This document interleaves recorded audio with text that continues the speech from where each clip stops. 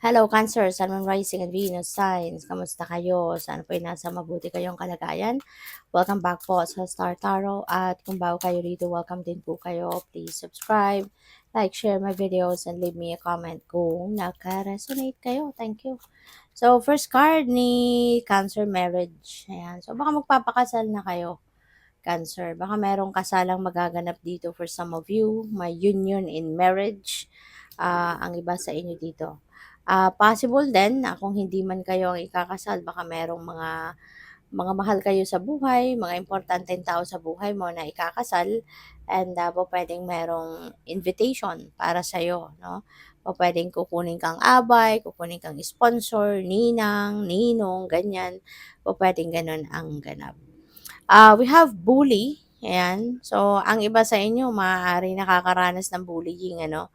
And as much as possible, wag ninyong ito-tolerate yun. Kasi kapag tinolerate ninyo yun, pinabayaan nyo lang yun, wala kayong gagawin, hindi lang isang beses yung gagawin sa'yo at hindi lang sa iyo pwedeng gawin ng mga taong yan na nambubuli sa'yo. No? Kaya lumaban ka. Ito yung mga sitwasyon na kailangan mong labanan. Not necessarily, no, nahaharapin mo sila, um, makikipag-away ka or kakausapin mo sila, hindi naman sa gano'n, pupuwede rin naman. Kunyari sa workplace itong bullying nangyayari, 'di ba? Puwede kang magsampa ng complaint sa ano mo, sa manager mo, 'di ba, or sa management, 'di ba? Iparating mo sa kanila ang nangyayari kasi hindi lang ikaw, 'no, ang ending niyan hindi lang ikaw ang puwedeng gawan ng ganyan, kundi ibang tao pa, ibang mga colleagues mo pa ang puwedeng ganyang mangyari. Possible din na ang iba din sa inyo baka subject kayo ng tsismis, 'no? Maaaring merong tao diyan na nagpapakalat ng fake news about you, maaaring meron tao diyan na sa sobrang inggit sa'yo sinisiraan ka, ginagawan ka ng kuwento, pinagtsitsismis ka, nagkakalat ng kung ano-ano. So, pupuwedeng gano'n din, 'no? So, use your own judgment and discernment, depende sa inyong sitwasyon, kung saan man nag-spread yung chismis, kung sa opisina yan, mag-complain ka, 'di ba? Mag-complain ka sa ano mo, sa management, 'di ba? Pero kung sa community naman ninyo, so depende sa inyong sitwasyon. Isipin mo mabuti kung ano yung magandang gagawin. Alright? Para na to protect your interest, to protect your image, yung gano'n. So, we have introvert. Baka ganito kayo, baka ito yung inyong sitwasyon ano, Cancer, baka ito yung itsura ninyo pagdating sa bahay, 'no, na kanya-kanyang ano, kanya-kanyang cellphone, kanya-kanyang gadget ang focus. Maaaring kayo, ang person mo or mga anak ninyo kung meron, baka hindi na kayo nagkakausap, hindi na nagkakamustahan, maaaring hindi na kayo nagkakaharap-harap sa hapagkainan kasi may kanya-kanyang oras na dahil busy sa gadgets, busy sa online ano community. So this could be the scenario, no, ng iba sa inyo, Cancer, sa inyong tahanan. So ayan, parang sinasabi lang sa inyo ng universe, no, na ganito na kayo ngayon. Okay, baka hindi niyo napapansin, ito na yung itsura ninyo. Nandiyan diyan magkatabi nga pero hindi naman nag-uusap, 'di ba? Hindi ninyo tine-take advantage yung pagkakataon na magkasama na kayo. Kasi kung kunyari mag-asawa kayo, 'di ba? Maghapon nasa trabaho, kanya-kanyang trabaho, 'di ba? Tapos pag-uwi ng bahay imbis na magkamustahan, maglabing-labing, mag-bonding, ayan kanya-kanyang cellphone, 'di ba? Talikuran, hindi nag-uusap kasi busy sa online, 'di ba? So, 'yun. That could be ano, paalala sa inyo that this is what is happening. This is you ngayon. So, by the way, maraming salamat for subscribing. And if you haven't subscribed yet, subscribe na kayo. And also, maraming salamat din for not skipping the ads. Malaking bagay yan sa akin. And also, please click the join button sa baba ng video kung gusto niyo na mag-join sa membership. Okay? Salamat. So, we have light. Ayan. So, baka kailangan ninyo ng liwanag, no? Baka ito yung kailangan ninyo, enlightenment. Maybe you are seeking for enlightenment, for direction.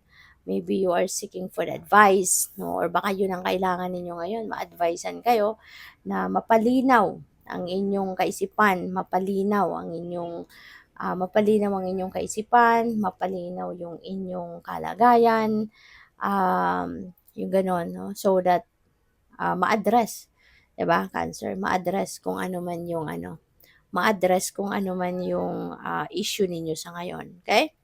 So what else? We have growth. Ayan. So maganda 'to, Cancer. This is good. This is um perfect, no, na magkakaroon na kayo ng growth, papunta na kayo sa pag-angat sa buhay, papunta na kayo sa pag-prosper, pag-progress ng mga ginagawa ninyo, mga inaasikaso ninyo. So this is good. Also, Cancer, this is a good time as well, no, para sa inyo, para kasi yung growth na 'to hindi lang material na bagay, no, yung makakapagbigay sa sa'yo ng growth, but pupuwede rin, 'no, as a person, maggo-grow din kayo. 'Di ba? Pupuwedeng mas magiging, spiritually, pupuwedeng mas mataas na din ngayon yung level of understanding ninyo, 'di ba?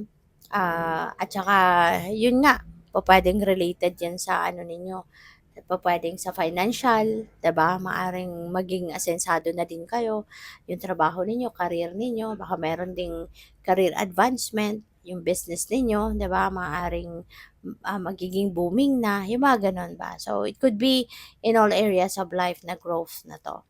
So, we have strength, ayan. So, pupuwedeng, kailangan ninyo ngayon ng inner strength, and both inner strength and physical strength, dito yung nakikita ko. Maaari, 'no, na yung pagbubully na 'to sa'yo, yung bully energy na 'yan, pagtsitsismis ng iba or binubully ka or whatsoever, maaari, 'no, na para sa iba sa inyo, it's affecting you in a big way. Maaaring malaki ang epekto nito sa'yo, maaaring nagwo-worry ka, maaaring nagkakaroon ka din talaga ng nagkakaroon ng matinding epekto sa'yo, 'no, yung pambubully na 'yan sa'yo ng ibang tao, pupuwedeng gano'n. Kaya lakasan mo lang ang inyong loob, 'wag kang susuko, oh, tibayan mo lang ang inyong kalooban. Lagi kang magdadasal for safety, for your protection, at hingi ka ng lakas ng loob, encourage, 'no, na maharap mo yung mga taong ito, maharap mo yung sitwasyon na 'to, na hindi ka panghinaan ng loob, hindi ka hindi ka matakot sa kanila, 'no? So, ask for courage and inner strength, okay? Magdasal ka. Pupuwede rin, 'no, na physical strength din ito, kailangan mo din kasi nga meron kang growth. So, pupuwede na kunyari sa trabaho 'yan, sa career 'yan, sa business 'yan. So, kailangan mo din ng lakas ng pangangatawan para magampanan mo yung trabaho, magampanan mo yung necessary things na dapat mong gampanan, pagkakabisihan. So, kailangan mo din ng lakas ng pangangatawan. Okay? Good luck. Thank you for watching. Love and light. Namaste.